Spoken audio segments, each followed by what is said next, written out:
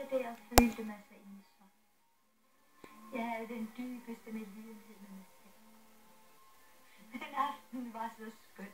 Det var umuligt at blive ved med at være i dårligt humør. Pludselig hørte jeg fløjtetoner.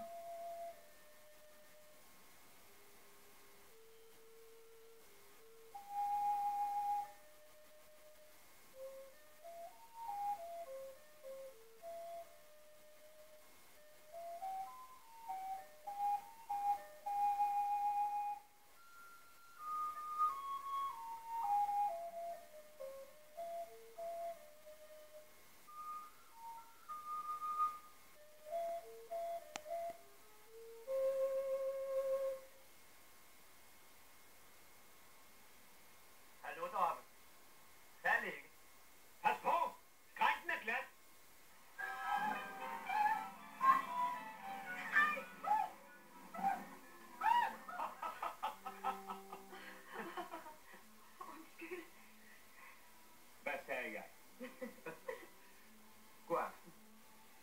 Det var morsomt at møde. Nej, knækkede jeg deres fløjte. Det er ret så.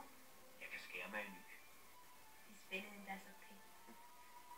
Nu har jeg jo videre. Haster det sådan? Hvor skal de hen? Ingen steder. Ingen steder?